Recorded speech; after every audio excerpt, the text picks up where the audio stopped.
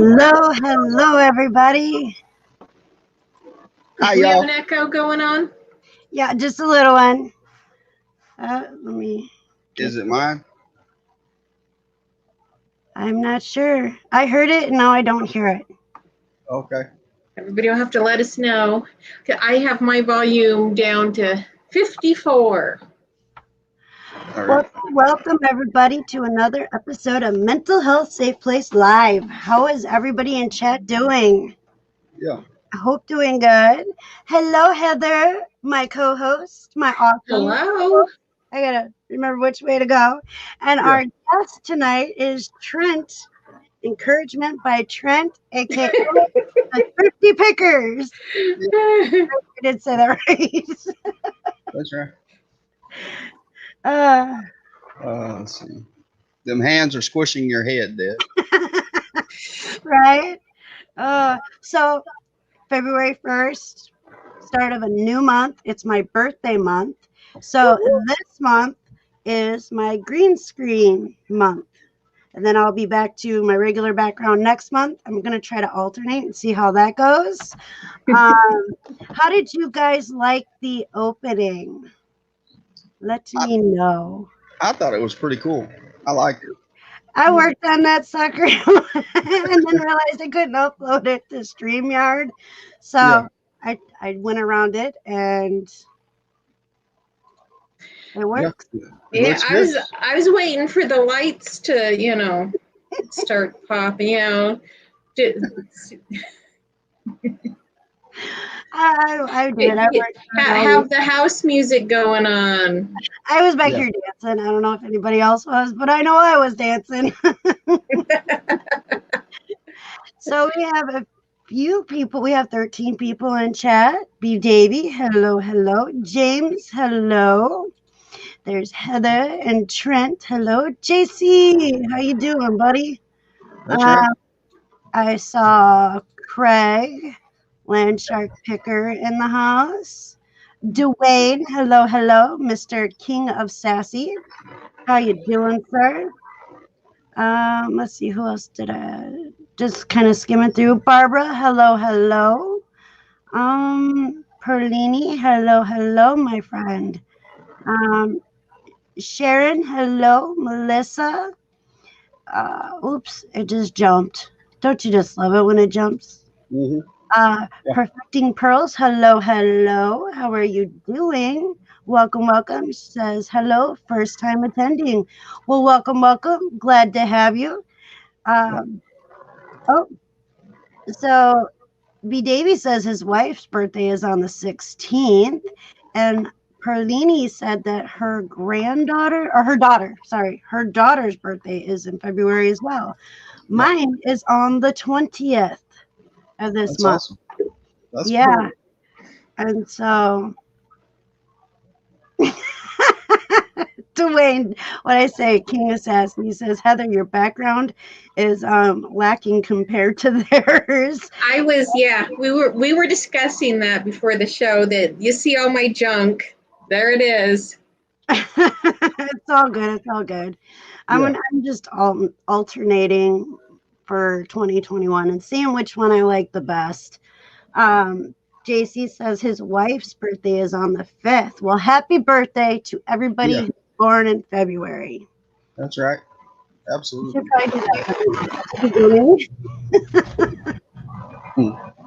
So we do have Mr. Trent with us today, and he is going to share anything and everything, his who, what, when, where, whys, with us. Oh, we're gonna learn all your deepest, darkest tonight. Is that what this is? Kind of, yeah. Pretty much. Gonna find out where all the bodies are buried?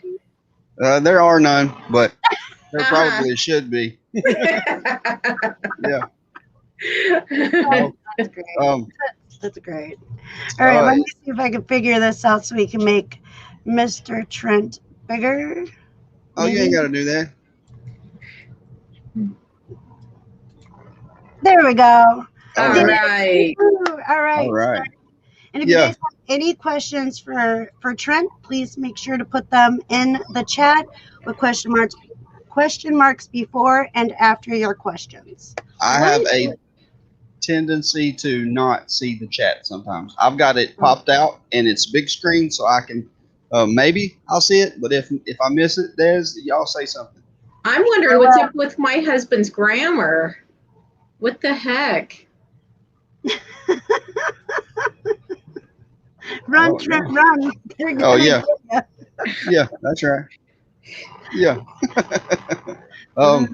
Anyway, to start it off, my name is Trent.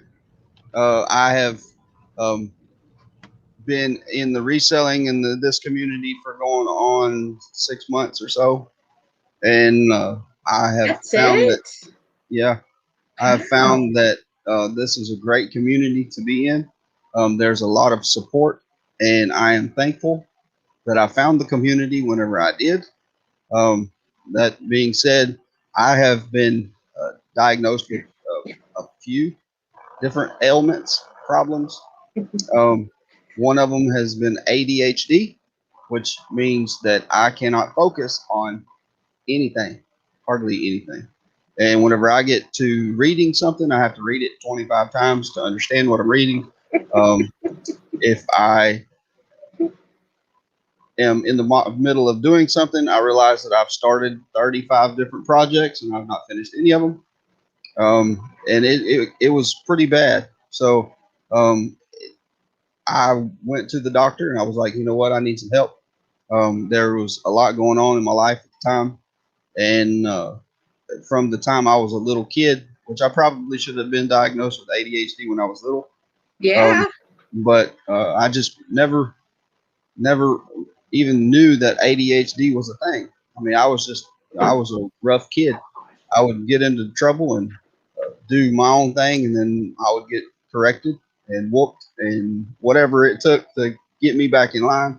And so that's what happened as a kid. And then my mother passed away whenever I was 13, and I decided that 2 months later, my dad remarried, and so it was a little fast for me. But during that 2 month time, my dad also had a heart attack because he was heartbroken. He had been married to my mother for 23 years, and they had a great relationship, and it was a fantastic relationship. Growing up, I knew what love was because I seen it in my parents. And then whenever she passed away, he had a heart attack, and it was we almost lost him. And the only reason we didn't is because of my stepmom and the love and the compassion that she showed to him. And anyway, so she kind of like moved into my life, or I moved into her life, or whatever. And we ended up, we clashed. She started the whole "I'm the mom, you're gonna do what I say," and I was like, "You're not my mom. You'll never be my mom." And I rebelled, and it just kind of went downhill from there. There was a time whenever we got in an altercation. I was 14, 15, something like that. I don't remember exactly how old I was. But whenever my dad walked in the house, I was trying to kill her. It was to the point to where my hatred towards her, which now we are fantastic. I could not have asked for a better stepmom. But it took me growing up and realizing that and it took her growing up too. I mean, we both had to give to understand what life was more about. And anyway, yeah, whenever my dad got home from work, I had her in the floor in the kitchen, and I was slamming her face into the kitchen floor trying to kill her. And because I was done. I was over it, and I could have cared less at the time. Now I'm thankful that he got home when he did. And anyway, so it was a bad situation growing up, and I felt like that I was always put off on the back burner. I was the kid that all of my siblings, my three other siblings, got pretty much what they wanted, and I was the one that if I wanted it, I had to work for it. I had to go get it myself. There were times like whenever my brothers got their first vehicle, they would go out and they would get a loan, and but my parents would help them out and do their whole thing with, co-signing and all that kind of stuff. And my first vehicle, I paid $500 for that I worked for, and I had to come up with the money myself. I had to go get the vehicle myself. I had to work on it myself, and that's the reason that I know how to mechanic on things today. Is because if you don't have any help, then you learn how to do things on your own, and that has actually made me who I am today. And today I don't have to ask anybody for help because I can pretty much figure it out, whatever it is that I'm needing to do, and which has been handy, but it's also been hard. Um, anyway, moving along, whenever I turned 18 years old, my stepmom come in the bedroom and she told me, she said, it's time for you to go. It's either me or you. One of us is going to leave. And I told her, I said, I'm not gonna make you. I'm not gonna make my dad choose between his wife or his kid. So what I ended up doing was I just packed my stuff that I had, which wasn't much, and I put it in my car, and I lived in my car, and I didn't have anybody to turn to. Um, Matter of fact, the morning that I moved out, I was on my way to work. It was 5:15 in the morning whenever I got pulled over by the highway patrol. I was running 101 and a 60, and the highway patrol pulled me over and he said, "Do you know how fast I was running to catch you?" And I said, "Pretty fast."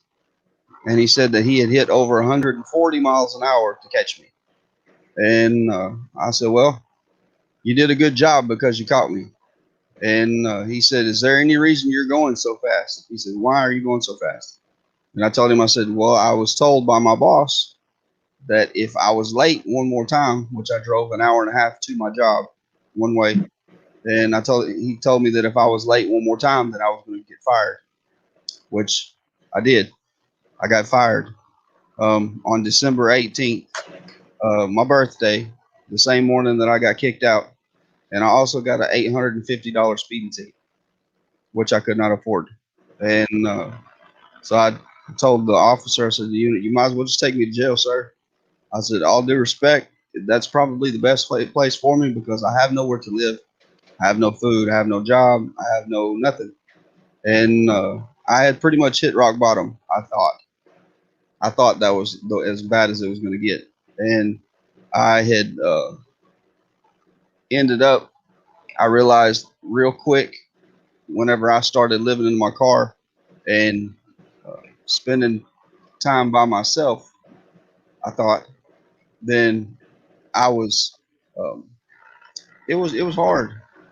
I ended up moving down to the lake where I could stay, and there were public restrooms for me to use. And I remember taking a bath in the lake in the middle of January and February and March, and trying to get in there and clean up the best I could. And it was pretty hard. And the day that I left, I'd been there right at 3.5 months.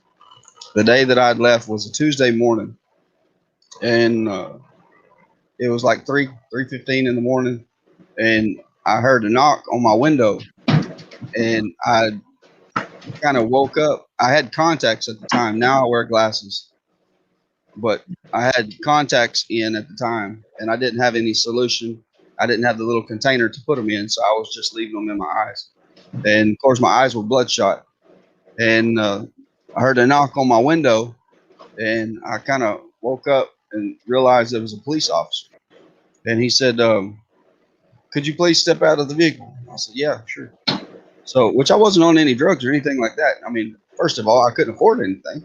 I was broke, and my car had run out of gas, because I was trying to stay warm in the middle of wintertime, and where we lived, it was getting down to the single digits. It was cold, and yeah. So anyway, he asked me. He said, "Step out of the car." So I got out of the car, and he said, and he shined his light in my face, and he said, I need you to do a sobriety test for me." And I said, "Okay." And he made me walk the line and say my ABCs backwards and do a little dance and all kinds of stuff. Of course, I passed all of it. And he said, "Well, why are you here?" And I said, "Because I've got nowhere else to go. I got I got no family. I got no friends. I got no anything, man. And he said, well, tell you what, he said, you can't stay here. He said, I don't care where you go, but you can't stay here because by law, you have to pay $3 a night in order to camp out. And I told him, I said, well, I don't have $3.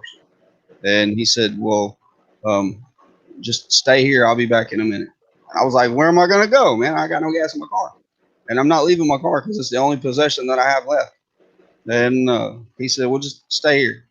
So he left and he came back about 15, 20 minutes later. And he had a 5-gallon gas can. And he gave me $10 in cash and told me, he said, for me to get. He said he didn't care where, it was time to go. So I put the gas in my car. I gave him a hug. I told him, man, you have no idea how much this $10 in this gas means to me. I mean, you have no idea. And I smelled bad. I'd lost a lot of weight, and I had grown out a beard, and I looked pretty rough. I mean, I weighed 85 pounds. Okay. And it was pretty hard. So I had taken the money that he gave me, and I went to a place called 2K Pawn and Gun. And the reason is because I had two deer rifles. I had a 12 gauge, no, I had a 410 single shot gun, and I had a 7mm Mauser. The 7mm Mauser was worth probably around $750 to $800, and the single shot was probably worth 300-400, I imagine, 200 or 300. I mean, it was a nice gun, but I didn't have bullets for it. And if I had of, then I wouldn't be here. And at the time, God knew that I didn't need the bullets. And so I had taken the guns to the pawn shop to see if I could get some money for them because they're not doing me any good. And like I said, that's the reason today that I'm not, I don't collect stuff. I don't hold on to things. And at the end of the day, it's just material possessions. It's just things that you use for a time. It's like money. It's a tool. It's just something for you to use. It's not something that's supposed to take hold of you, and not something that you're supposed to be so wrapped up with that you have to have more and more and more. It's not something like that for me. Um, I could care less, honestly. I like making money. I like the working, and I like all that kind of stuff. But anyway, I took the guns into the pawn shop, and the guy was like, "Yeah, man," and he said, "I'll give you $50 for both of them." And if I had bullets at the time, I would have just taken the money, but I didn't. I I got mad, and I was like, you know what? Fine. I said that $50 is $50. It's better than nothing. And because whenever you're broke and you're poor and you're starving, because you got to realize I hadn't eaten hardly anything. I mean, I'd found some stuff in the dumpster that I've been chewing on, but I mean, it was pretty rough. And so I took the $50 and I went and I filled my car up full of gas. And I went to Jack in the Box and I bought me a dollar jumbo jack, and that was the best jumbo jack that I had ever eaten. I mean, it was so good. And I made a phone call to my sister, which she lived in South Texas at the time, and she said, "If you can get down here, then I will help you get back on your feet." And I was like, oh, "Okay, all right," which I didn't have any idea how to get down here into South Texas at the time. I was, like I said, I was 18, 19 years old kid. I was young, and I thought I was grown. And that's the thing with kids nowadays. They think that once they hit 18 that they know it all, and they're ready for life, and they have no idea what they're fixing to get into. It's an eye-opening experience for a lot of kids. But so I did. I moved down here, and the day that I moved down here, the only person that I knew where used to be was my cousin, and she worked for a video store. And I remembered how to get to the video store. I was like, I hope she's working today, because if not, I don't have anybody's phone number other than my sister's, and I can't figure out how to get to where everybody lives. So I guess I'll just hang out in town until I see somebody. Hopefully, see somebody. I mean, I lived 3.5, 4 months in my car, so I mean, what difference was 1 or 2 more days until I found somebody I knew? And luckily, she was at the job, and whenever I went in, I walked in. I was like, "Hey, Shannon, how you doing?" And she said, welcome to the movie store. If there's anything you need, you just let us know, okay? I was like, okay. Um, do you have any idea who I am? And she looked at me for a second and she's like, uh, and then it hit her and she realized, oh my God, that's my first blood cousin. That's Trent. And she's like, what happened? Why are you so skinny? Um, why do you smell so bad? And I was like, yeah, it's been pretty rough on me the last few months. And I said, I'm making it. I'm gonna be okay. And she said, well, tell you what. She said, go to Aunt Lane and Uncle Ronnie's house, which was my aunt and uncle's. And she said, go over there and go get cleaned up and shave and take care of yourself. And she said, I will be home about 4:30. I said, okay, awesome. So she gave me directions, and I went out there to their house. And my cousin Shawnita lived right next door in the same yard. It was just two houses right side by side. So I pull up in the yard, and I get out, and I'm walking. My uncle and aunt aren't home, but my cousin is, and her vehicle is running. Somebody's sitting in the vehicle, and I walk past the vehicle, and I was like, dang, that girl in that passenger seat, she's kind of cute, man. She's pretty hot. So I was like, I just give her my best and I waved at her. It's like, what's up? Just being all cool or whatever, forgetting completely what I look like. And whenever I looked at her and I gave her that hole like that, she locked the doors on the vehicle. And she was like, you ain't getting in here, buddy. Not today, not ever. So I was like, okay. And it made me mad. I was like, yeah, I see, because I heard her lock the doors on the vehicle. And I went up to my cousin's door, knocked on the door. Shawnita opens the door up, and she's like, "Oh my lord, you smell so bad." And I'm like, "I'm sorry. What am I supposed to do?" And she said, "Tell you what." She said, "Go in the bathroom, take a shower, and get cleaned up. There's clothes in there if you need clothes." And she said, "Just get whatever you need." And I said, "Okay." So I sat in the shower for about an hour and a half, just sitting in the hot water, because that's things that people take for granted is hot water, especially if you've been taking a bath in 28-degree water. Okay. And so I was enjoying it. I was soaking up that hot water and just, it felt so good to finally get a hot shower. And I got out and I shaved and I cleaned up. And by this time, they had done went to town and came back. And whenever I walked out of the bedroom, the bedroom area, this girl was sitting on the couch. And she's like, "Hey, what's going on?" And I said, "I have nothing to say to you." And she's like, "Excuse me?" I said, "Yeah." I said, "I heard you lock the doors on me a while ago." And she said, um, "That wasn't you that I locked the doors on." I said, "That was me that you locked the doors on." I said, um, I look different now because I just cleaned up. I just shaved and all that kind of stuff. Well, oh, I would say about a month and a half later, I asked her to marry me. I told her, I said, I know it's a little fast, and I know that it's kind of crazy, but if you would do me the honor in marrying me, you would make me the happiest person in the world. And she's like, she said yes, and that was on a Tuesday. And Thursday, I called her at work, and by this time I'd done found a job. I was getting back on my feet, and I called her at work, and I told her, I said, um, if you will take off about 4:15, we can meet at the courthouse at 4:30 and get our marriage license. This is 2 days after I proposed, okay? And she's like, I don't know, I can't get off work, there's no way I can do it. I said, okay. So I hung up, and then I turned around and called the job back, and I said, hey, I need to speak with Brooke's boss, please. And she's like, okay, sure. So she transferred me to the boss. I was like, hey, is there any way you can let Brooke off work early so she can go to the courthouse to get her marriage license with me? We have to be there by 4:30, and usually she gets off at 5, so it's just a few minutes early. And she's like, oh yeah, honey, that's fine, no big deal. I said, okay, thank you. And I hung up, and I called back, and I was like, hey, Brooke. She's like, what? I said, I just spoke with your boss. She said it's okay for you to meet me at the courthouse. She's like, you what? You called my boss? You know, she's like, golly, okay. She said, I guess so. So she met me at the courthouse on Thursday at 4:30. We got the marriage papers, and Sunday at 4:45, I married her in my uncle's living room.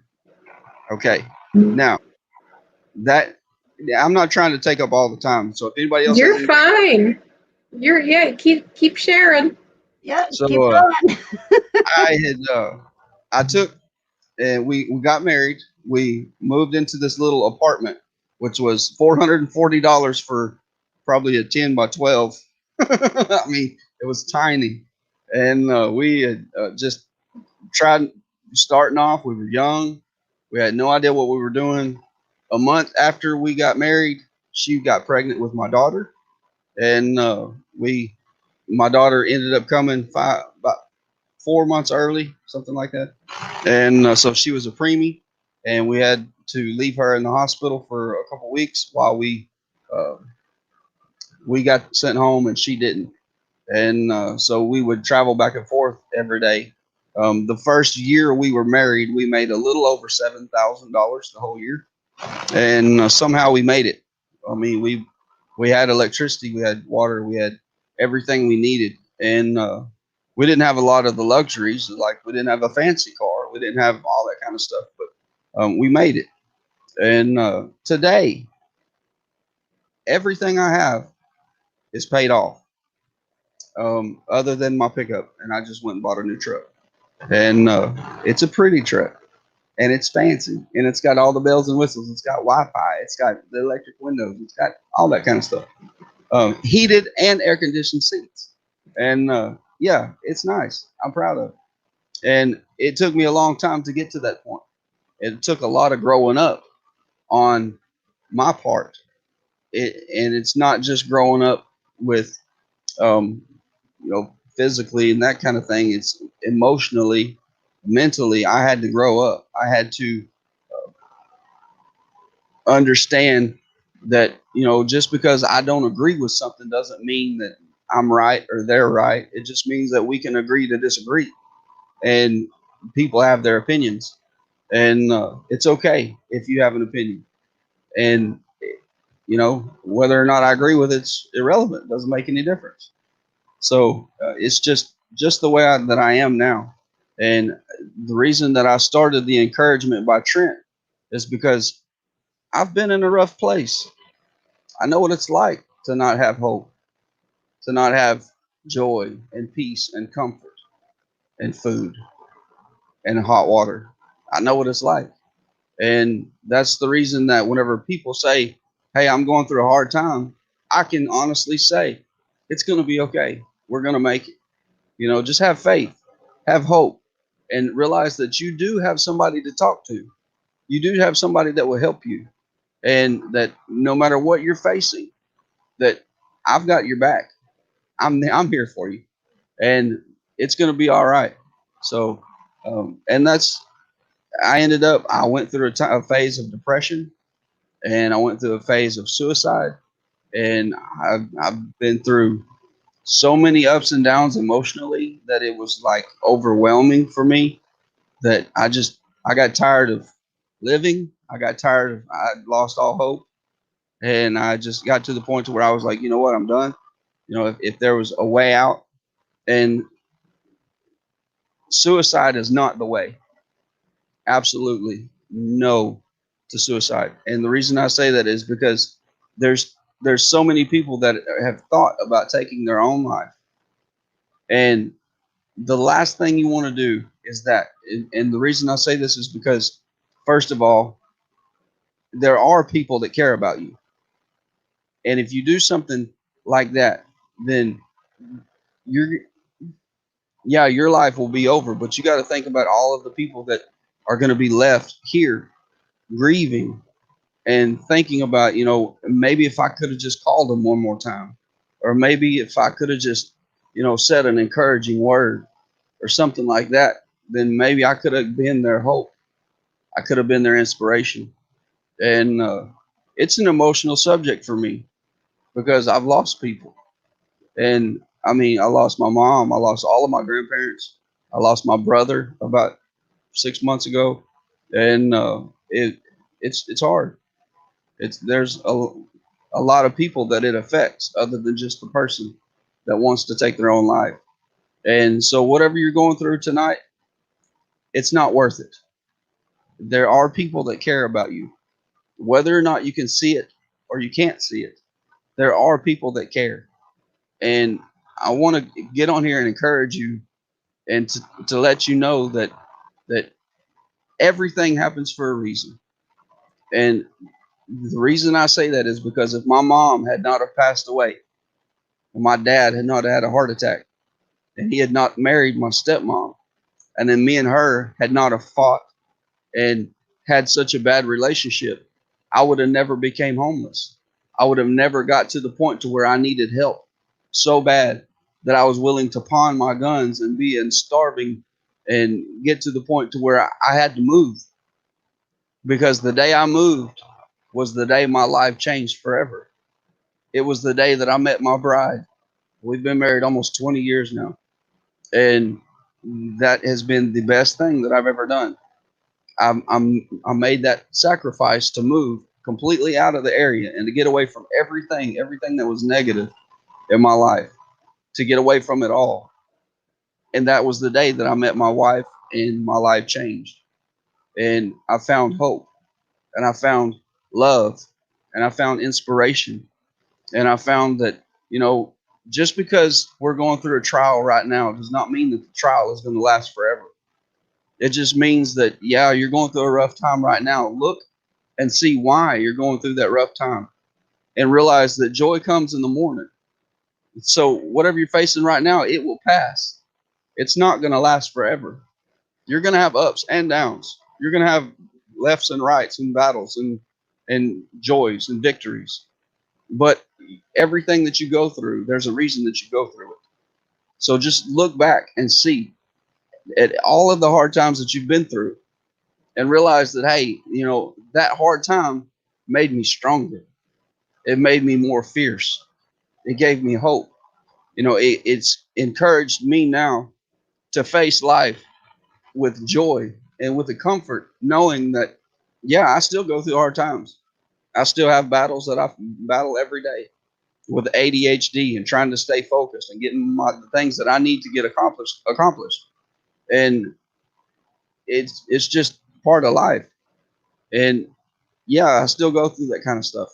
But at the end of the day, whenever I lay my head down, I know that, hey, I gave it my best today. Tomorrow is a new day. It's going to bring new choices, new battles, but it's also going to bring new victories and new accomplishments and new things that I have overcome. And that's the reason why with my channel, I'm like, you're an overcomer. You've got this. You can do it. I know you can do it, because I've been through a lot. And I'm thankful for all that I've been through, because it's made me who I am. And it's made me the kind of person that I want to help people. I know it's just, I don't know. That's my heart's cry, man, is to help people out and to give people hope and to just inspire people to keep going and to do the best you can. If you want to be successful, be successful. Absolutely. Do it. Don't hesitate. Don't wait for tomorrow. I mean, if you're wanting to do something, if you've got a dream, go for it. Don't put it off. You're not promised tomorrow. Nobody's promised tomorrow. So if you want to accomplish that dream, start it right now. Get after it. If you've got a bucket list, go for it. Start it. Don't wait, because the longer you wait, the more chances that you're going to have to completely miss it. So anyway, that's my story. I've battled a lot, and I'm I'm sorry for keeping everybody so long, but that's just is I You was are asked to the share. guest. This is what you do. I'm just sharing out. I forgot to share out at the beginning. I'm horrible with that, so I was just doing that. Thank you for sharing your story with us. Um, so, you, with your ADHD, and you don't have to share if you don't want to, but have, like most people who have mental health, they usually have one more than just one um, diagnosis. Do you have other diagnosis besides ADHD? I was diagnosed with bipolar schizophrenia. Schizophrenia, as I think it's how it's said. So, like bipolar one with schizoaffective disorder, is that what? Um, the reason I don't know what you're asking, but the reason that I found out the reason that I found out that I was bipolar is because I would be happy and joyful and everything would be going fine, but the music would be a little bit loud and it would cause me to flip out and I would like just lose my cool. And my wife and my daughter and my son, they were like, hey, it's okay. We'll just turn the music down. And I'm like, okay, good, because I can't handle a lot of noise, a lot of racket. It just drives me nuts, which I can now because I'm on medications for that. But at the time, I couldn't. And they were like, it's going to be okay. You're getting upset and you shouldn't be getting upset. And everything was just fine just a second ago. What's going on? And I'm like, I'm sorry. I'm not trying to be mean. I'm not trying to be upset. I'm irritated. And it's like a switch just flipped. And kind of a funny story. Um, my son and I had went to the Family Dollar store, and we were sitting in line, and we were in no hurry. We were just sitting there doing our thing, and I had a Dr. Pepper, and he had a Coca-Cola, 2 liters, and we were sitting in line. Well, there was another couple that was ahead of us in line, and what they had done is they had bought a $10 cell phone card or whatever. They had went out into the parking lot of the store, used the minutes, put the minutes on their phone, went back inside and said, "Hey, this didn't work. We want our money back." And they were trying to get their $10 back off of a card they just used. And the lady looked at the card and she said, "Well, the numbers and stuff have been scratched off. It looks like y'all used the card." And they're like, "No, it didn't work. It didn't work. We want our money back." And they were getting aggressive with her. And my son's like, Dad, Dad, it's okay. Dad, it's okay." And I was like, "Son, it's fine. Everything's fine." I said, just chill out, and it ain't no big deal. And we sat there for like 30, 35 minutes. And then I got to looking behind me, and there's like 30, 45 people standing behind us waiting in line to check out. And these people are still arguing back and forth with this lady. And the lady's like, "I can't give you your money back." I can't. And they was like, "Yes, you can. Just give me $10." And I lost it. I lost my cool. And I told them I kind of got really loud with them and told them that if they didn't leave, I was going to escort them out of the building. And the guy kind of bowed up to me. And next thing I know, I had him by the throat, escorting him out of the building. And I turned around and I looked at the cashier lady, and she's bawling. She's got tears coming out. And I was like, I'm sorry. Did I do something wrong? And she's like, "I'm so sorry. I'm so sorry. And I was like, "It's not your fault. I can't handle, that switch flipped, and there wasn't really much I could do about it at the time." And so I went to the doctor, and I told the doctor, I said, "Man, I need some help." And he's like, "Well, here, fill out this form." And after reading the first question about 10 times, he asked me, he said, um, "You wouldn't by chance happen to have ADHD, would you?" And I was like, "I don't even know what that is." So I just sitting there trying to fill out the form, and he's like, "Here," he said, "I'm going to prescribe you a medication, and I want you to go home and take this medication and see if it helps you focus." And I was like, "Okay." And he said, "And I'm going to prescribe you some other medication." And because I told him, I've kind of flipped out on the people at the dollar store, and sometimes noises make me upset and that kind of stuff. And he's like, "Yeah," he said, "We're going to prescribe you some medication and see if that will help you." And the first medication didn't work. And I got back and I told him, I said, if anything, it made it worse. And I told him, I said, I'm trying to do the best I can. I'm trying to be polite and, not lose my cool, but sometimes I do. And he said, "Tell you what," he said, "we're going to try this other medication." So he put me on some I can't remember what it's called. I don't even do my medications. My wife, she makes sure that I take my morning medications every day. And so he put me on some other medication, and it has been outstanding. What do you know the name of the one you're on now? No, I don't. I've like I tried say, several. yeah. Like I say, I don't do my medications. My wife does all that. She works in the medical field, so she knows a lot more about that stuff than I do. And she every once a week she puts me a little pill container, and it says AM and PM and tells me when I'm supposed to take what. And I'll go in there, and I've got like 8 o'clock. I take my evening medicine, and I forget, so I have to set an alarm on my phone. And whenever it goes off, it's like, oh, I stop whatever I'm doing and go take my medicine. So sounds like my son. That's how yeah. he is.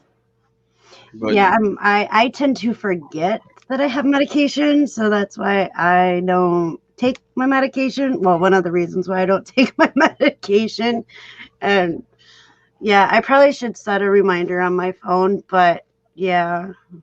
You know what? I with my coffee, I pour myself a cup of coffee. I got my pills. That's my routine. And then at night, I don't fall asleep unless I take my medication at night. So there's no way I forget that one. But it's I time it with the cup of coffee. Got my Wellbutrin and my coffee. yeah, that's what it was. The Wellbutrin doesn't work for me. Oh, really? Because Wellbutrin is usually pretty well accepted and used on, for, it can be depression. That is one that's safe for bipolar. Can be more used as a mood stabilizer. And we all take that in my house. Yeah. Tommy has been put on that to help him quit smoking. Yeah. To help quit people, or to help people quit smoking, and he got bad on that. It something with male chemicals or something, and he got mean. He got really mean, not physical towards us, but he would punch walls. He would get mad for no reason at all, and we were like, we'd walk in the room and he just instantly get mad. And so got a hold of the doctor and was like, this ain't gonna work, you need to prescribe him something else. And so they prescribed him Chantix, which did the same thing. Yeah. Made him angry for no reason. Dwayne asked, what did it take for you and your stepmom to patch things up? It took me moving 450 miles away from her, and letting her have her space and me having my space. And it took a lot of church. It took a lot of me getting into church and realizing that, everybody is not perfect. And the reason I say that is because whenever you grow up in a relationship, in a family, and your mother and your father tell you one thing, they're not always right. I know that's hard to believe. That my parents taught me that you do this and you do that, and that's fine and dandy. But at the end of the day, they may have been taught. For instance, we were going to church with this lady, and she had a muffin pan that she had taken and she had cut it in half. And don't get me wrong, this lady made some of the best muffins you ever eat in your life. And I asked her one day, I was like, why did you cut your muffin pan in half? And she said, well, my mom did that. That's how my mom cooked these muffins, in 6 of them at a time instead of 12. I was like, oh, okay. I was like, well, why did your mom cut her muffin pan in half? And she said, well, I don't know. I have to ask her. I said, okay. So a week or two goes by, and she comes up to me and she is laughing. And I was like, what's so funny? She said, I asked my mother why we cook our muffins in a 6 muffin pan instead of a 12 muffin pan. And she said, my mother told me that a 6 muffin pan is the only size she can get to fit in her oven. A 12 muffin pan is too big. Yeah, that's like the ham with the ends cut off because it didn't fit in the pan otherwise. Right. Yeah. So this whole time, this lady could have been cooking 12 muffins at a time, the same, and instead of 6, but that's the way her mother done it. So she wanted to do exactly like her mom. Just because your parents do one thing does not mean that they're right. Although Right? I did have, like, I'll do zucchini bread once in a while, and I put it on the side to cool. And Dwayne, I think, was asked why I did it. I'm like, I don't know, because my grandma does. And so I asked my grandma. She said, because it pulls away from the bottom that way. So that time it did make sense. Yeah, that's I right. know what you mean. You do things because that's how it's always been done.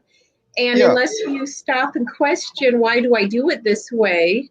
Right. You can just go through life brain dead, not giving thought to why you're doing things. Right. Exactly. And that's sometimes you got to sit back and say, why did my parents do it like this? You know, what was the reasoning behind it? And why do I do it like this? And honestly, I don't I'll be think I right do. back. Okay. I don't think I do anything like my family. And I'm the oddball of the group.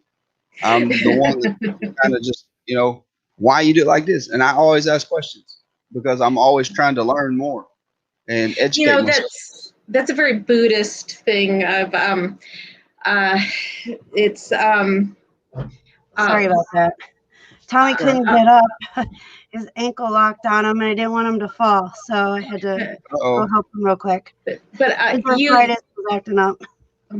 Question everything, and then question your questions. That's that's what and so when people assume that I haven't thought something through, it really kind of pisses me off because I'm like, seriously, I question everything. Yeah. It's like, do you think I'm just going through this blind? No. Yeah. Because again, if I didn't question everything, I wouldn't be here. That's one of the things that has kept me around. Yeah, it's Pat D's, aka Charlie. Hey, what's Pat. up, buddy? Who is this guy? Does he have any vintage lunch boxes? I done sold them all to a friend of mine named Pat D's. Hey, if you come upon one that's bionic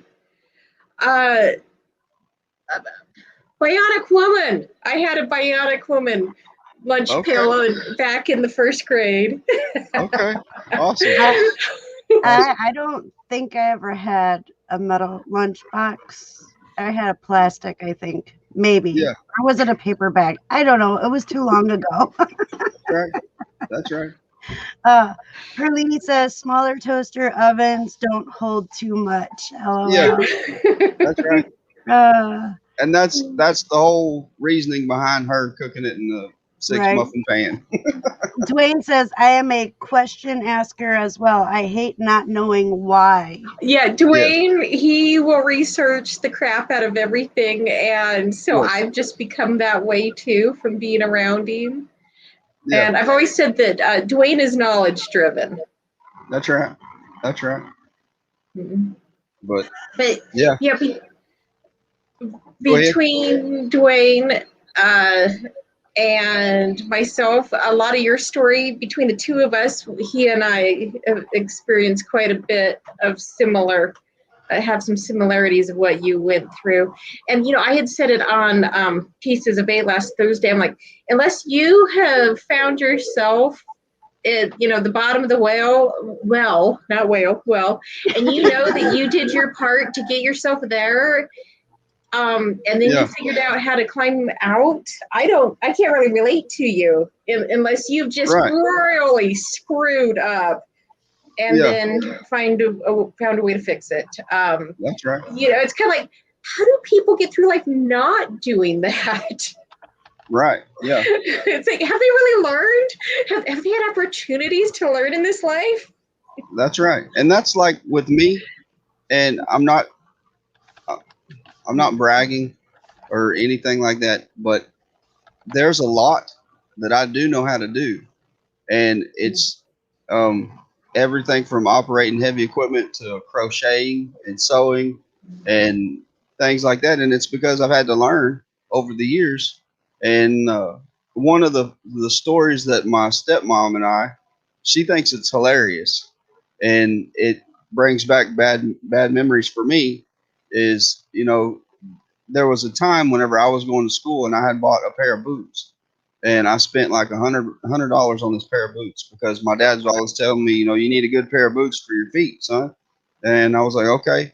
So I went out and I spent $100 on this pair of boots, and I had wore the soles off of them. The sole that was flopping like you see a dog's tongue, and I was trying to figure out anything I could to get this sole to stay on this boot because I couldn't afford another pair of boots. And I had tried literally everything. I tried the denture glue. I tried super glue. I tried, I had duct tape on it. And I ended up figuring out that liquid nail is about the best you can do for a pair of boots to keep the soles on them. And she thinks that's so funny that, oh, yeah, Trent, he tried denture glue holding his boots together. I And was going to say, how did that work? Obviously, not very long. it actually worked for about 24 hours.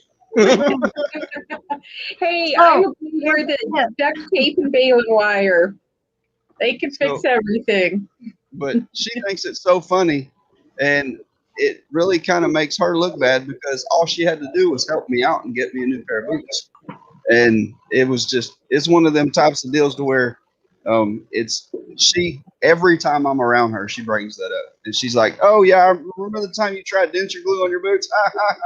And I'm like, yeah, you could have helped me get a new pair of boots, but you didn't. It's like, I worked for them pair of boots. I busted my tail for them pair of boots. And I was going to get every last drop out of them pair of boots. But there's some weird conversation going on in the chat now. Get Dwayne and Pat going. So now I was trying to get a timeline on this. When all this happened, was this around like the year 2000? 2001. 2001. Okay.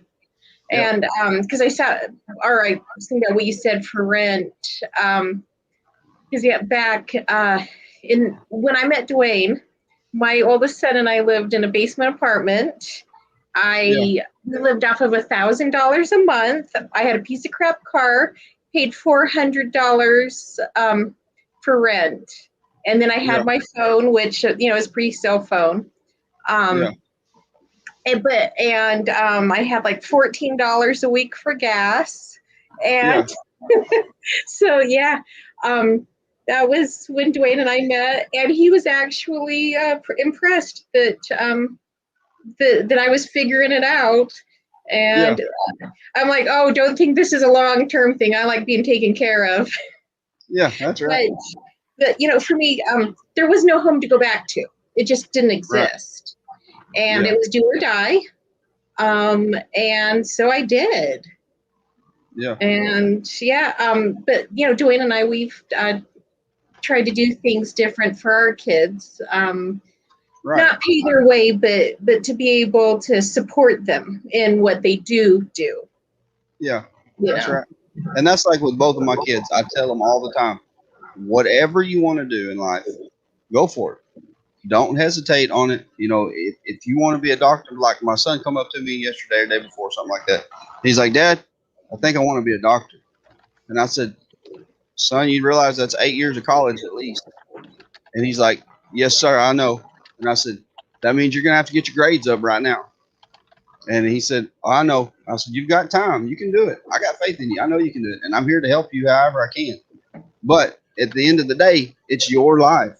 You're going to have to make them decisions.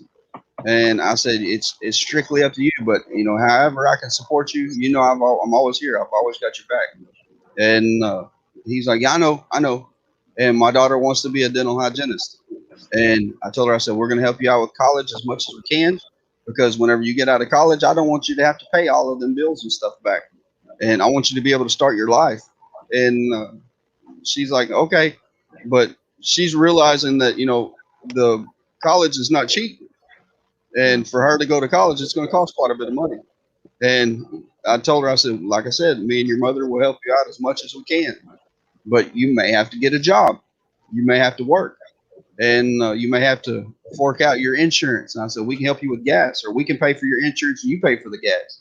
Whatever the situation is. And she's decided that she's going to stay at home. while she goes to college, which is a good idea for us and her because now she doesn't have to pay the room and board, and it's going to be as long as she lives under my roof, all of her bills are paid. She don't have to worry about a roof over her head. She doesn't have to worry about food and stuff like that. And and that's just us trying to give them a better future. And we had actually, after my wife and I got married, we had moved up to North Texas where my parents live and to take care of my grandparents. And they ended up passing away, and we moved back down here to take care of her mom and dad. And that's pretty much our life story. Is we try to take care of people, and especially people that can't take care of themselves. And so we just travel around, and like right now, her dad's been having some health issues, and we just trying to do the best we can and help them, take them to the doctors, and make sure they get their appointments. If they need to go to the store and get bread, we'll take them to get bread, whatever the situation is. But we just try to help out as many people as we can. And the reason we're doing that is we're sowing seeds. I believe that you reap what you sow. And if there ever comes a time to where I need help and I need somebody to carry me to the doctor because I can't see or I can't walk or whatever the situation may be, I hope and I pray that my kids will have my back. And I really believe they will. Either one of them. I think that we've raised them to where if that ever does happen, then I done told them, I said, don't put me in a nursing home. Don't do me that way. I said, I love you. Yeah. I said, I don't care if I'm a grumpy old man and I get on your nerves. I said, leave me in the living room, turn the TV on. I said, it's going to be okay. We're going to make it. So I tell my mom all the time that, if something happens to my dad, I will have a place for her here. I would never put my mom in a nursing home or my dad for that matter. yeah. I was blessed with more than one father in my life. So more than one dad in my life. So I would never put any of them in a nursing home. Well, maybe one, but he's not really in my life. So I'm not really worried about him. I know which one that is. Yeah, that's right. But, my mom's like, oh, no. My mom is a hermit. She doesn't like going out and about. Is that the right word, a hermit? Sure. She's a homebody. Yeah, she likes to be in her own personal little dungeon. Yeah. And so, I keep telling Tommy, if anything ever happens, I'm going to make sure that my mom's with us. And he's like, oh, no.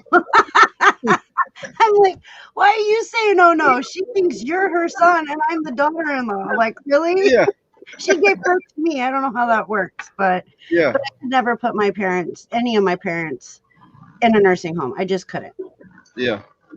So I know exactly what that's. I mean, I understand the whole, like my grandmother, at her last few days, they had put her in a nursing home because she needed the medical help. And I couldn't give her the medical help she needed. And what happened? Yeah, I get that. If that's the situation, that's the case. But as long as I can still talk to you and I can still make some kind of decisions for myself, then let me be. I'm gonna be okay. And that's the reason why we've got everything paid off. And we actually own 2 pieces of property. One of them is a little over 5 acres. One of them we own the whole city block. And we have the 2 houses, and we've got the vehicles and stuff like that. And I'm thinking that since we own the whole city block, we're probably going to build 2 houses back here in the back for both of my kids. And that way, whenever they decide to get married or whatever, then they're not going to be too far away. They won't ever be able to sell it, but they'll always have a home to come to if they decide they want to live there. And the reason that I don't want them selling it is because I own the whole city block. I don't want to divide it up. So a friend of mine, his parent, it was his mother's property, and she died, I don't know, probably close to a decade ago. And the siblings argued over what to do, argued. And so they decided to sell it. They each got $250,000 out of it, and there was 11 children. There is Wow. 11 children. Wow. Wow. This property in Utah Yeah. is That's awesome. that expensive. Real quick, JC would like to know what brand of denture glue. He says mine only lasts about 3 hours. Man, that was 25 years ago. I couldn't tell you. Whatever that commercial is where they like put things like a cup on. Yeah. Wasn't that like Fixident or Poly? Probably. Yeah, I think it was like Polydent or something like that. Yeah, whatever that one's called. And then B. Davy says, I had a furnished apartment in Twin Falls, Idaho for $50 a month. But here's the thing, BD. I've been to Twin Falls. I know why it was $50. Yeah.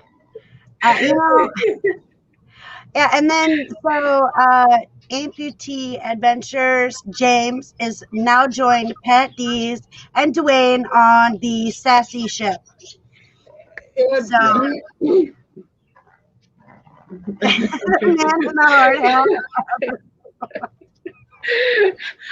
Although, last time I was in Twin Falls talking with the guy, and we were talking about like car emissions here in Utah, and he said, your guys' air won't even pass emissions. And I'm like, true. So he had me there. Twin Falls does have fresh air.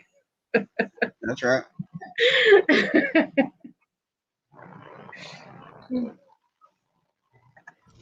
All right. If you guys have any more questions or have any questions for Trent, please make sure that you put it in chat with the question marks before and after your question, so that that way I don't miss any questions. And then James was like, he's flying the roller coaster. What roller coaster? I have no idea what he's talking about. Path tonight. There's not really been any squirrel moment. It's good. Boy Peppers do a cover of that song. What's that? There's a song, I don't know. Oh, what is it? There's something about a roller coaster in it. I just read just a song reference. Squirrel. You'll have to fill me in later because I'm not sure what it is. I'm trying to remember. JC said ship going on a 3-hour tour. You know that one. You know what that reference is, right? Yeah. Okay. Gilligan's Island. Yes. All right, we have a question. Dwayne asked, do you see any of your issues in your children? My son was diagnosed with ADHD too. And he was diagnosed at an early age. And he was probably 6. And he was a handful. He would not sit still. Whenever we were taking him to church, there was times whenever I was like, sit down, be quiet, have respect. This is the church. And if I have to tell you one more time, we're going outside. And there was a few times that I remember that I would pick him up and we would be going outside for me to correct him. And he would be screaming the whole time, church, pray for me. My dad's going to beat me. Pray for me. And I'm like, shut up, son, shut up. And I mean, he was a very verbal kid and he was very loud and he didn't care what he done, what he said. He was a handful. And so a lady came up to me after church one day. She said, I think maybe your son might be a little bit, have ADHD. And I was like, what is that? She's like, it's attention hyperdeficit disorder. And I was like, oh, what does that mean? And she said, he has a hard time focusing. And she said, whenever he cleans his room and you tell him, make sure your room's clean, he never cleans it, does he? And I said, no, ma'am, he don't. I said, no matter what I tell him to do. And she's like, okay, here's what you do. She said, instead of telling him to clean his room, tell him to go make his bed. And then when he comes back in there, she said, now go pick up your books. Now go pick up your toys. Tell him one thing at a time to do. And she said, and see if that helps. So I was like, okay. So we got home. I was like, son, go make your bed. And he's like, okay. So he runs in there and makes his bed up best he can because he's 6. He's a little fella, and he made his bed. And I was like, well, that was pretty cool. I said, all right, now go pick up your toys. And as long as you gave him one thing to do at a time, he could accomplish the whole task. But if you told him to go clean his room, he gets in there and he's like, whoa, his little mind was overwhelmed with too much stuff, and he Right. gets sidetracked. So I went back and I told the lady, I said, hey, that worked. And she said, you need to figure out how to focus his mind on something. And you need to figure out something that interests him that he can sit there and do for a little while. So I got home and I play piano, I play guitar, I play mandolin, violin, fiddle, banjo. I play all different kinds of music: bass, guitar, electric guitar, drums, all that stuff. And we get home and I set him down at the piano. I was like, so, look, sit here. I'm going to show you 3 keys. I'm going to show you C, F, and G. With these 3 keys, you can play so much music. I said, just sit here and play them. And so for an hour, I heard them 3 keys over and over and over. And he got to where he's like, hey, this is pretty neat. I like playing piano. And I told him, I said, you can sing, you can make songs, you can do whatever you want to. I said, let your little mind run and just do whatever you want to do. But sit here at this keyboard, this piano, and play. And he said, okay. About 2 days later, I get home from work and he's sitting up there playing on the piano. And he's playing music that I've never heard. And I go upstairs and I'm like, hey, what are you playing? And he said, Dad, this sounds good. And he was playing the minor chords for each one of the chords that I showed him. And I told him, I said, yeah, son, you're playing the minors for each one of those chords. And he said, well, listen. And he played a song. And I was like, that's fantastic for a 6-year-old to be able to sit there and play a song like that. I was like, okay, what else do you know? And he's like, well, Dad, watch this. And he played like a riff, which is like the blah, down, down, down, down, down, down, like that. I was like, yeah, that's a fantastic. So I showed him how to sit down and play Great Balls of Fire at 6 years old. And now he's 14 and he plays so many different instruments. He plays more than I do. But whenever we sit down at the piano, I will let him play and I will sing because he plays piano better than I do, which is fantastic. As my job as a parent, I want to give my kids everything I can and more. And I want them to go way above and beyond anything that I've ever achieved. So the lifestyle that I lived as a kid growing up, I don't want them to ever have to go through that. Yes, I'm thankful that I did, so I've learned everything that I've learned. But now they have it easier than I do because I can just teach them everything that I've learned, and they don't have to go through the struggles, which they will. They're going to go through ups and downs just like everybody else. But they've got somebody to, hey, Dad, um, we're having a hard time right now. You think you could spot me some money? And I'm going to be there like, yeah, I can, because I know what it's like to not have it. And don't get me wrong, not having is healthy too, because it teaches you responsibility. It teaches you right from wrong. It teaches you what you need and what you don't need. And like people all the time, oh man, I need that new car. No, you don't. You need something to get you from point A to point B. That's all you need. And you need a job. You need to pay your bills. You need a house over your head. You need food on your table. That's what you need. Um, you don't need that Michael Kors purse. You don't need your nails done. You don't need your hair done. You don't need that's luxuries. It's things that you don't need.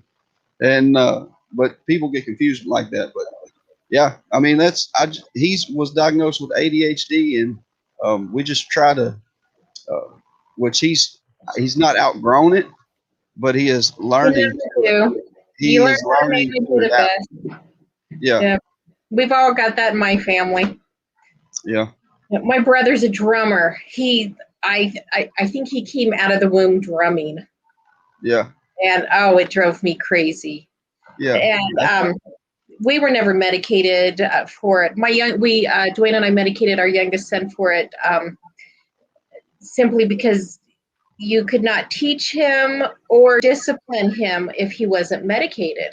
He just wasn't progressing, and so we would try. We went through all of it, and then by the time he was in junior high, he tried it all, and we were out of options. So we're still working on it, But no, so my church story with my youngest was that we were at Mass for Dwayne's nephew at Union. And Jeremy, he's just bouncing all over because that's what Jeremy did. Just bounce, bounce, bounce. Still does. He's 20. Yeah. And I lean over, I'm like, hey, you can beat a Catholic kid. And so then, and he starts laughing. So now he's bouncing all around laughing. And then, so afterwards, we're in the parking lot going to the car, and he said, Mom says you can eat a Catholic kid. Here I was threatening him with physical abuse. And and he heard you wrong. Wow. Wow. That's funny. Oh, wow. No. I can't even tell you really, like, word for word, the weird things that my kids have done or said. I should say have said. What they've done is a different story. But what they've said, you get Tommy and Jaslyn together, and let me tell you, that is a comedy show all on its own. All on its own. And it's been since she was real little and till now, and it'll probably be like that forever. You know, we were actually just talking the other night. Was it last night or the night before? I think it was last night. Don't quote me. I can't remember. I don't know if it was Saturday or Sunday. So anyway, we were sitting there, and it was last night because we were playing Clue. That's what it was. And Jaslyn, okay, so Tommy has a Dora blanket that was Jaslyn's when she was little. And shortly after Tommy and I got together, he had gotten sick. So Jaslyn took him by the hand, took him into the kids' bedroom, made him lay down on the bottom bunk bed, which was full of stuffed animals.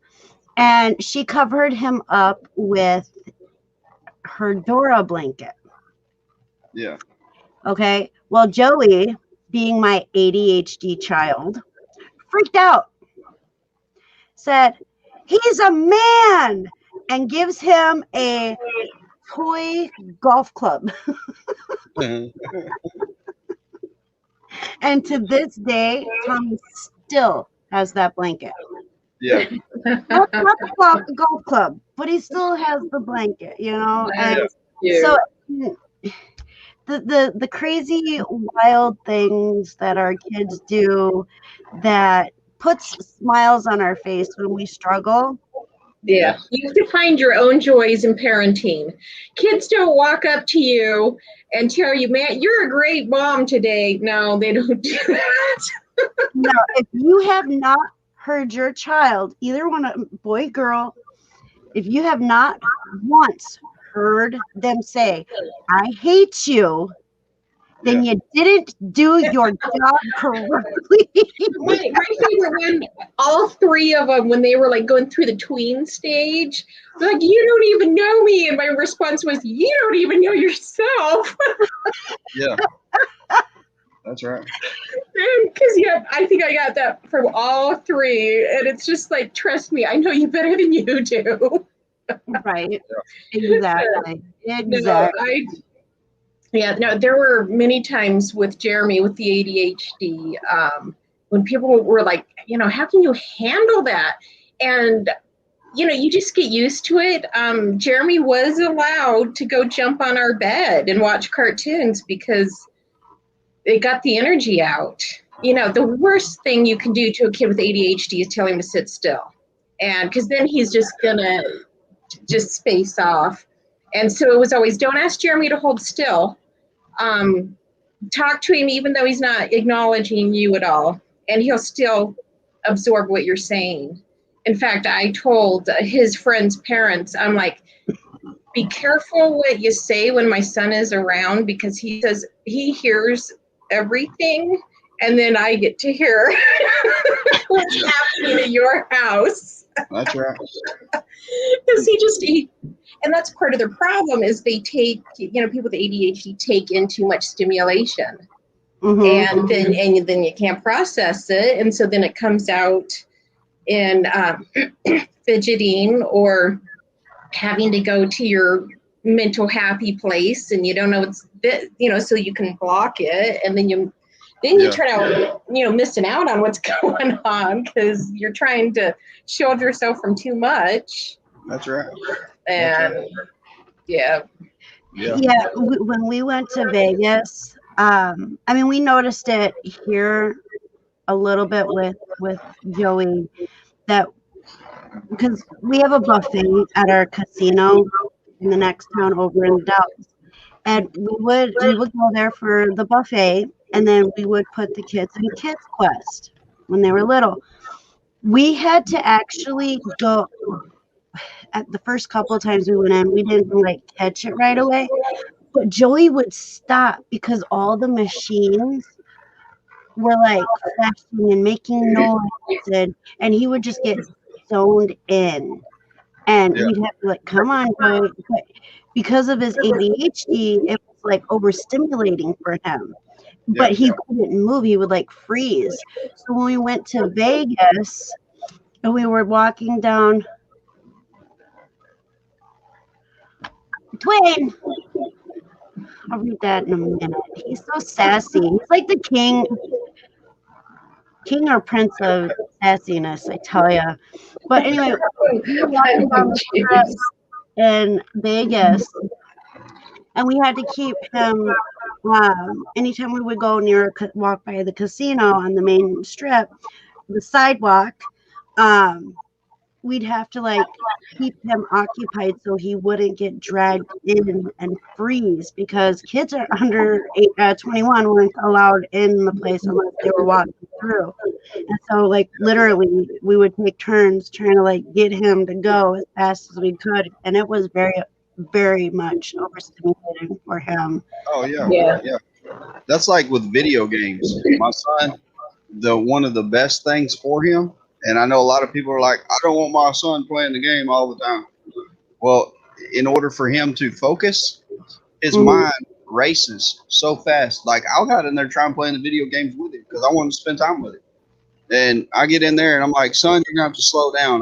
My brain don't go as fast as yours does. Yeah. And he can get in there and he can do the things on the video games that there's no way my brain functions as fast as his does. So, it's they're coming into the world wired differently. Yeah. They really are. And my son, he video games is the one thing. Well, he kind of if he's interested in something, then he hyper focuses, and I'm the same way. I vacillate between no focus and hyper focus. But he absolutely loves video games. I don't know. My generation, we listen to our music too loud. I tease my kids about Dwayne and I liked our music harder, faster, louder. And my daughter's like, yeah, you guys have the hearing to prove it. Yeah. That's right. Yeah. Okay, ADHD. I have ADHD. That's why I go on squirrel things all the time. But for with my son, we've noticed that he has a obsession. He gets obsessed with things. If we let him play video games, he becomes obsessed with it, and that's all he can think about. Bugs. Really big one. He knows so much about bugs. He wants to be I don't even know how to say it, but he wants to be a bug specialist. Okay. Yeah. But we had to put a stop to it because he was bringing the bugs in the house and sleeping with them. Yeah. Have you ever noticed anything like that with your son? I mean, do they get do they have what is that called? What is it called? Like OCD with things. No, oh crud. And Tommy went upstairs, so now I can't think of what the term is called. See, this is my ADHD kicking in. It's unmedicated. Yeah, I don't like medications. we know what you're saying though, where they get too wrapped up in it, and they Obsessive. yeah Obsessive compulsive OCD. It's something like that, but I don't think it's OCD. Tommy uses a term, and I can't think of what it is off the top of my head. But he gets like zoned, and he just focuses on that one thing, and that's all he can think of. And he knows right from wrong when it comes to the bugs, but he still brings them in the house. He brings them in his pockets and then puts them out on his bed and sleeps with them. He had two ant farms. Two ant farms. yeah. One was red ants, and then there was another type of ant. I don't remember what it was. It was a darker ant. Like a carpenter ant. Yeah, I think it might have been. Yeah, I have a piece of hair that's driving me nuts. Um, but he 2 years in a row, my dad was going to get him ant farms. And the first year, we're like, you can have it, but you cannot open it. Yeah, Got it home, set it all up, and well, that lasted like 2 weeks. And went upstairs, and he had opened up the ant farm and dumped it on his bed, so they had a comfortable place to sleep. yeah, Okay. Hey, Kevin, welcome. And then the second year, I told Dad, get one that seals, that once you put it on, it doesn't open anymore. You yeah, can't open it. And so he found one. And I'll be damned if that boy didn't figure out how to open it and get them ants out. yeah. That's So the boy in him. yeah, he does it with bees. Like he's a bee whisperer, Yeah, bug whisperer. And so yeah, he tells us, but they needed a place to be, and it's like not in the house. yeah, So he is now permanently banned from anything bug related until he gets his own place, and he can do all he wants with bugs. I don't care. yeah. Understandable. Yes. Yes. Right. But either of your kids get like that? Sometimes, like whenever my son decides that he wants to, uh, yeah, well, I think we got some feedback or something going on. Uh-oh. Yeah. I'm not hearing Turn it. down the speakers just a little bit. Yeah, I can hear it where it's like saying everything while I'm saying twice. But yeah. Here, I can turn my speaker down a little too. There, see if that helps. All right. Yeah, that's better, I think. Oh, good. Anyway, like with my son, my daughter's not so bad. She's pretty much ever since she's been born, she's been pretty much a good kid. I mean, I've only had to correct her a few times, and but now that she's 17, almost 18, now she's starting to get a little attitude, and where I'm almost grown, and I'm like, yes, almost, but you're not. So try me and see what happens. And but my son, he would take, for instance, video games. Whenever he would get on his video game, he would play it day and night. And I would go in there at 5 o'clock in the morning whenever I'd get up, get ready for work. I'd be like, hey, have you been to sleep? No, I was playing a game. I was like, okay, from now on at 9 o'clock, your video game controls come to my bedroom and they'll sit on my nightstand until the next day. That way I can limit how much you play on the video games. So he would get off the video games and he would play on his phone all night. And I was like, okay, your phone and your video controls are coming to my room every night at 9 o'clock. And you're going to get a shower. You're going to get ready for bed. At 10 o'clock, you're going to be asleep. And that way you can get some rest, because you staying up day and night doing this is not good. And he's like, okay, so he got to playing instruments, and he wanted to play the guitar. He done figured out how to play piano pretty good, and he's like, Dad, I want you to teach me how to play guitar. So I bought him a guitar and set him down, and I showed him a few chords and showed him how to do some riffs and stuff like that on the guitar. And he was like, okay, cool.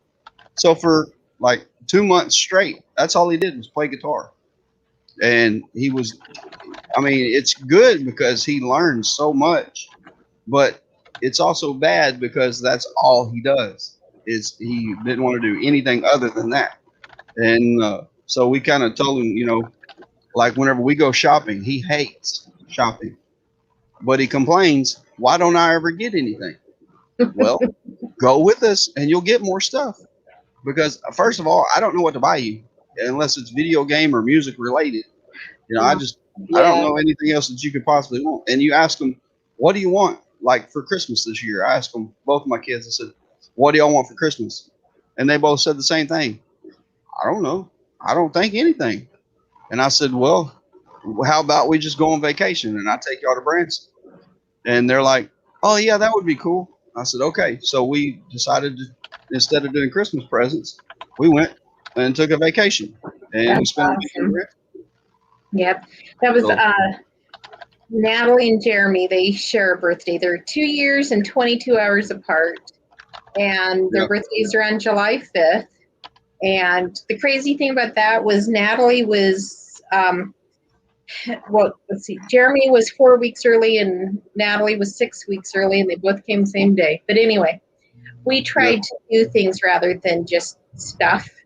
And then for Christmas, I never really played up the Santa thing. And then as soon as they got older, I'd be like, okay, this is how much money we have. I'm split it 3 ways. So that means you have this much money. Choose wisely. Yeah. That's right. And I'm still that way. Never go into debt for, things like Christmas. And you wouldn't know by looking in this room, but I'm a minimalist at heart. I think that comes from, for me, it was pack what you can carry because we moved a lot. And so having a lot of stuff actually, because I know people who are hoarders. I have a friend who's a hoarder. And for me, if I'm around a lot of stuff, even this room, even when it's my own stuff, it makes me anxious. And so I always claim that I'm a horrible gift giver unless you need something. Like my kids, they get socks for Christmas, but as adults, they're like, "Oh, good, I've been needing socks." Right. But yeah, are you familiar with the love languages? Yes. And yeah, because my love language has never really been about gift giving, receiving. Mine is spending time with me and with my kids. That's that it's just spending time with them. And my oldest son, he and we will still go to the mall together, and 'cause that's our thing. We go shopping, more looking than buying, but go looking at clothes, and because he's my clothes horse out of my kids. That's right. But it's about the spending time together. Yeah, and that's the way I am too. I got a lot of feedback now. I can hear it. That's better. I don't know what you done, but it's better. Anyway, like with me, that's mine too. I would rather spend time with people than I would. You can give me the world, and I could care less.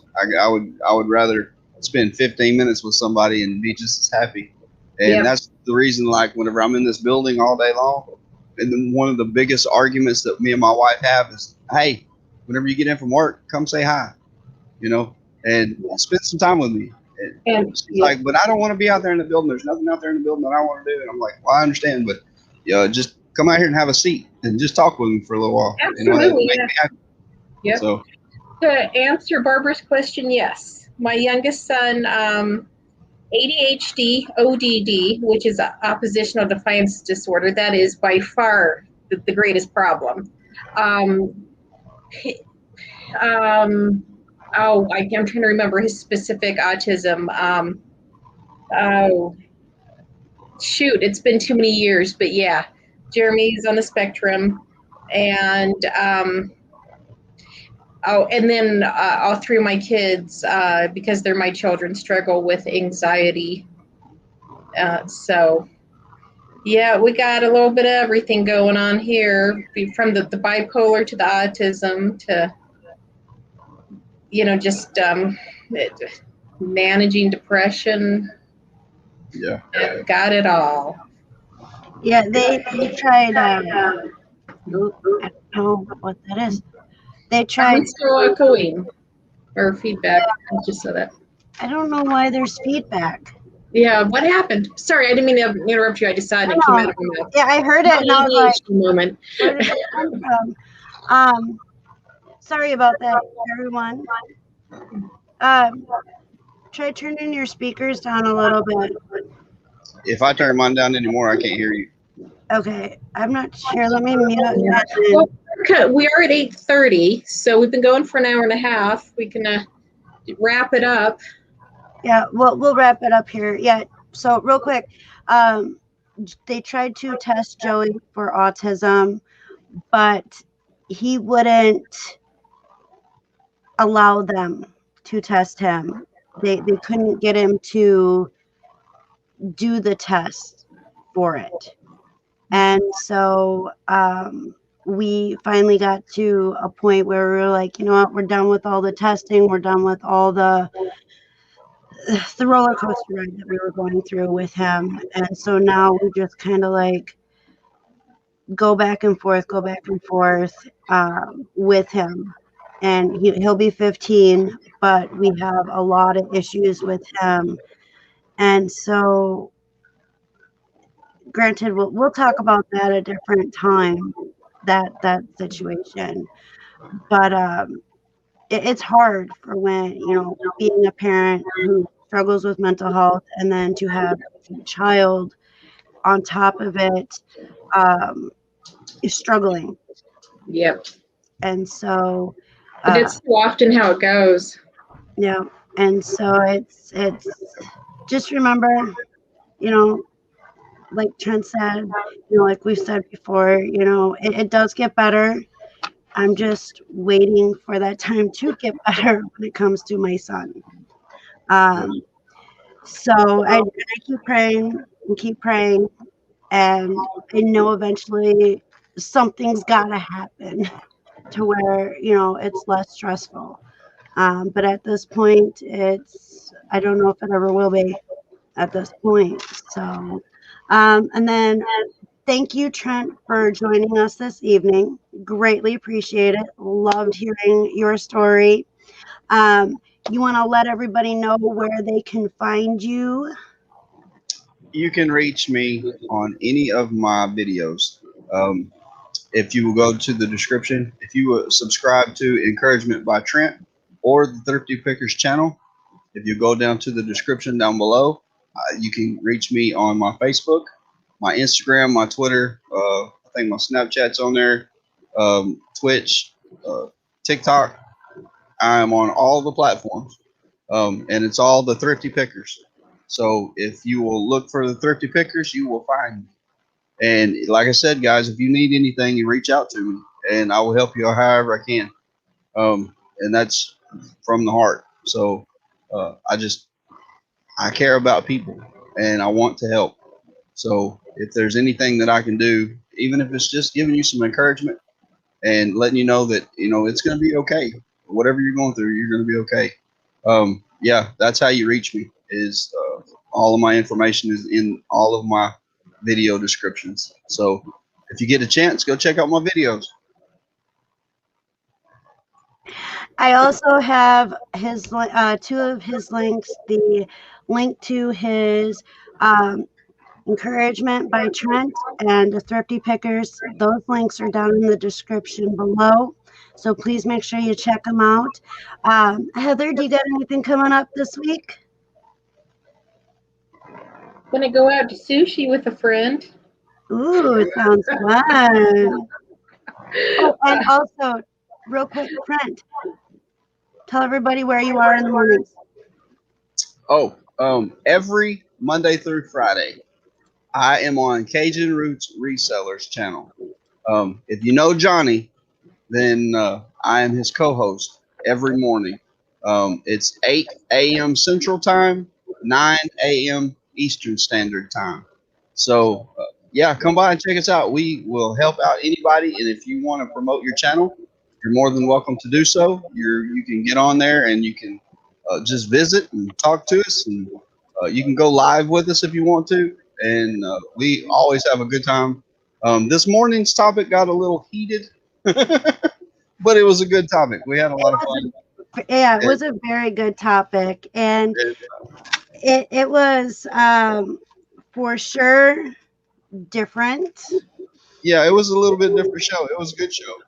We got a lot accomplished this morning. We got a lot out there. But yeah, and that's what we try to do. We try to bring different subjects all the time. We always try to stay around the reselling and YouTube and things like that.